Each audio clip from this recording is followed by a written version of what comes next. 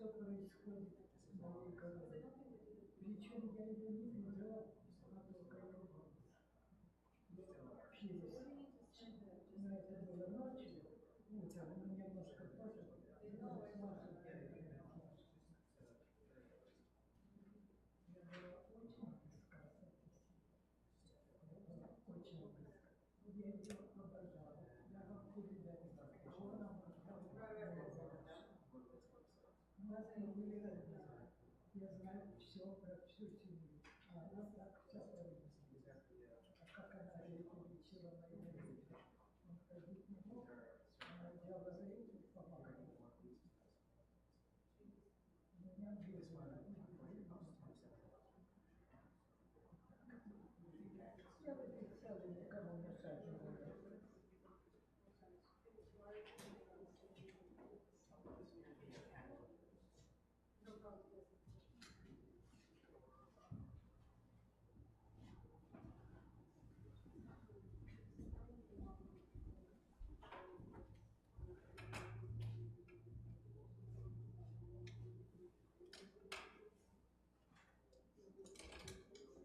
Microphone is on. No need to move it. To put this side there. It cuts off. It cuts off where you're like. It's very jarring when you hear it. It kind of takes away from the solemnity of the event. So yeah. Maybe have someone try to adjust. Try to repair it several times. It's either the plug or it's something. It's not like that. It's not that it's a setting issue. Yeah, that's you don't. Weird issue.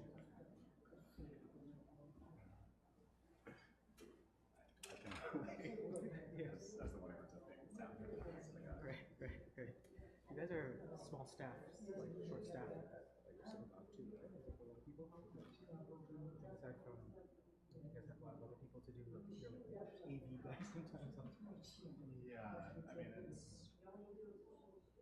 you really struggle to find people for those roles, especially because it's often technical roles. So the people who have the time and interest are not the ones who have the skills.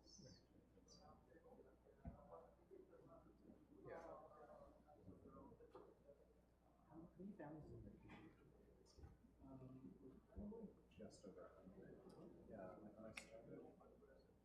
when I started, the numbers were just events.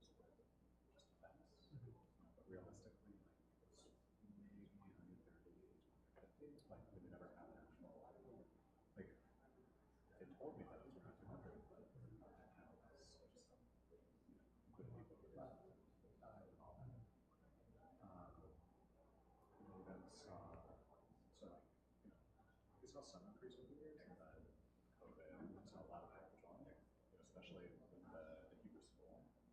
And people were looking for in-person community, as well as more people to join. So do you get all the North Shore too, or Deep Cove people as well? Oh yeah, I mean we're the only city that has Because not even Chabad there. there might there now might be a Chabad, but it's yeah. But when there was a Chabad when I started, I think they were getting much traction, but it's tough to be really Shabbos things, kind of drive everything there. Yeah, and again, it's also the beauty of say that they're trying to get it, but the no connection is giving it something. It's almost ideal that become religious and move to a place where they really show that. Yeah. It's something not easy. And you live in North Van? So I'm now in North Van. Yeah, so there's like a bunch of townhouses at the bottom of Capilano Marine. So it's got like a 20-minute walk to something like that. Okay. Yeah. Does the shore pay for like the accommodation? I mean, they get like, they pay me knowing that I'm trying to live in West Van. Yeah. And, like as a clergy, a certain amount's tax free. So it's a normal thing, but it's not, there's not like a, Do you get homesick? It's not Pacific Northwest are very different from Georgia. So. yeah, I mean, also like, first, when I was 18, like, I was ready to get out of Georgia. Yeah, I grew up in Atlanta, so my feeling was did not want my life. So it's definitely hard to not be super close to family. Staying in the to be able to have that support network.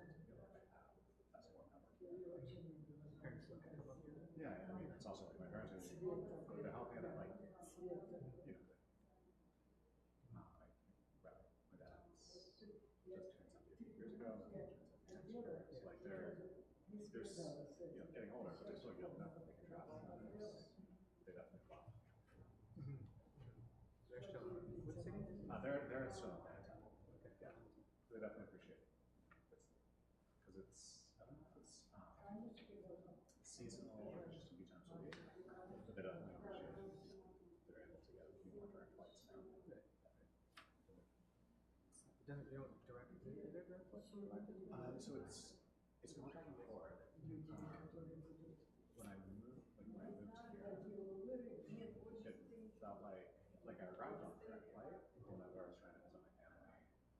Usually around Thanksgiving or like our birthday, and it wasn't able to find a direct flight.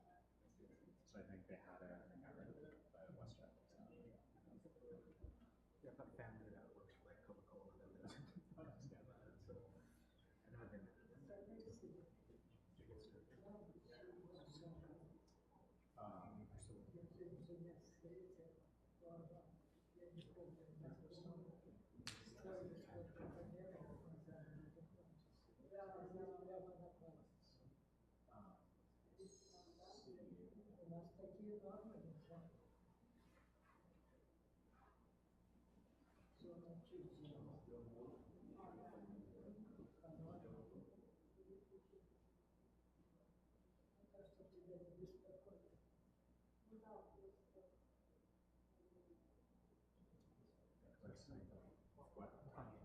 Yeah.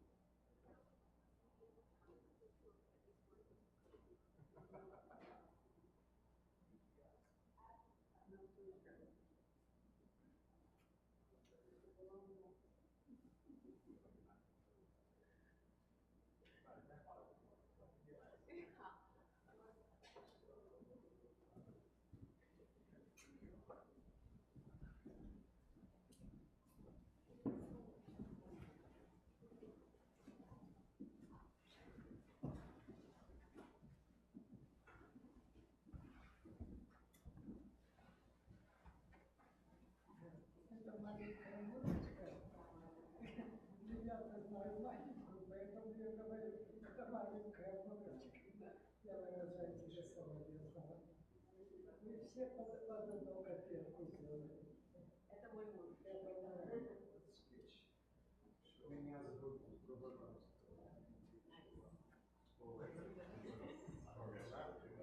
That was my closest friend. My name Yakov.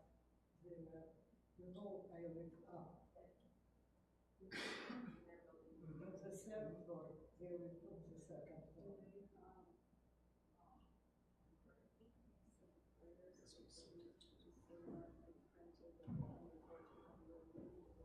So there's, I mean, for cottage there's cards. Yeah, but there's lessons to have, but I'm able to forever. So as we do the traditions where garment, this is ribbon, you have polish it up. Those two things. As I mentioned, the first one is just reflects the way that this is what people have done. They respond to sadness. Sometimes they just need to break through. So some of it is having nurses, not just having more reasons to have emotion. The second is that having a garment is representing a whole that's left. That's what we're mentioning. Here's others would say. It's very different. It's what it was about the rest of his life. The facilitation of the natural issue as well as them not having peace of mind that asking family questions to reaching out to address the problem. So being like that, the physical sign that makes sense. So what the Judaism is to face these challenges head on. There's no hiding, there's no denying it. That's what we're saying. Recognizing that this real from this world, but also it means that as we are able to have this part of family, to share memories, family, here, one of the things that very fun strength. Some people, there's a way out of the choice. Some people that keep up. Others choose not to.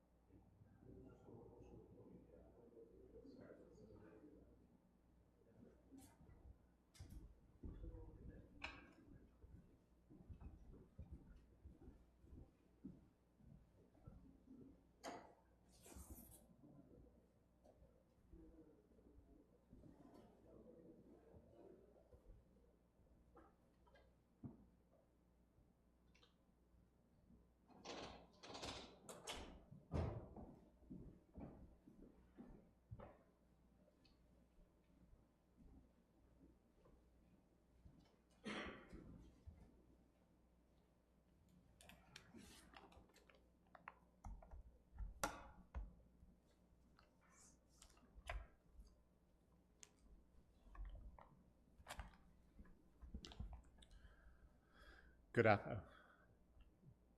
Did Maria just go to the bathroom? So we'll wait.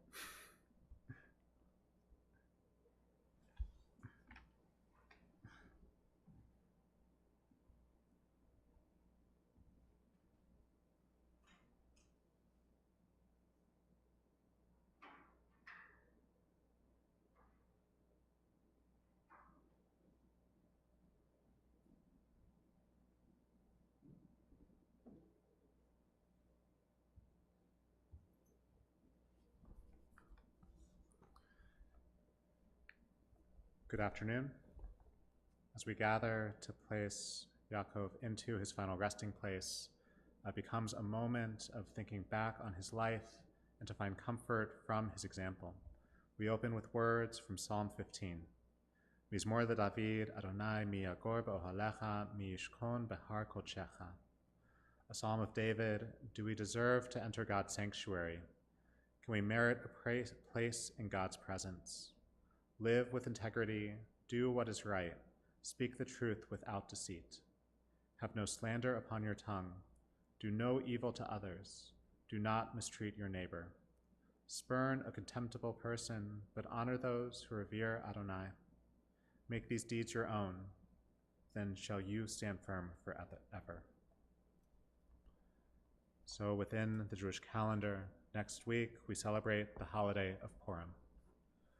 One of the more technical debates that has always fascinated me is the rabbis ask the question, how much of the Megillah do we need to read in order to fulfill our obligation of telling the story? That perhaps we simply just begin as the story goes from scary to good, simply telling the story of the joy and happiness. But that doesn't seem right. That maybe we begin the story with the rise of Haman, of being able to just have it be his rise and fall. But again, that's not enough. That's not even enough to begin with Mordechai, of beginning with our main heroes. That instead, we have to begin from the very beginning.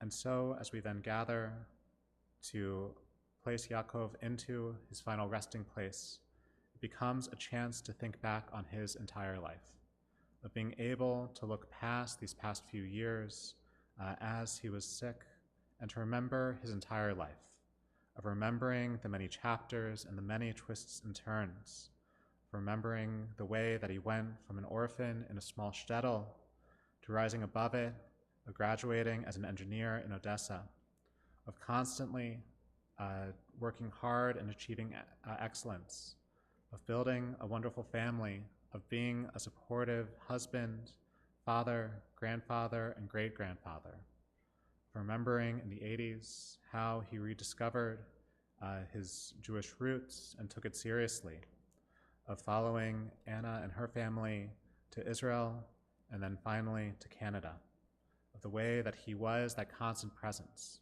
of someone people could turn to ask questions, of sharing his wisdom, of sharing his desire, of the way he saw the world as an engineer, of bringing his curiosity and desire to take things apart and put them together again. And so, just as with Purim, even as the entire Megillah is finished, we look back and read the story and we use it to learn, that we use it to gain lessons, to inspire us to think about how we will live in the future. So even as we may no longer have Yaakov's presence in our own lives, that we no longer have him to turn to for both serious and funny questions, of being able to have the surprise of him coming up with a new idea. As Michal told me last night, the way that he one day decided to cover the entire basement floor with apples, being able to have those small surprises. Yet, by remembering him and being able to keep his memory alive through the lessons he taught you, you're able to ensure that he remains part of you and that his legacy remains honored. And so we'll rise as we continue with El Malei Rachamim, praying that his soul is bound up in the bond of life.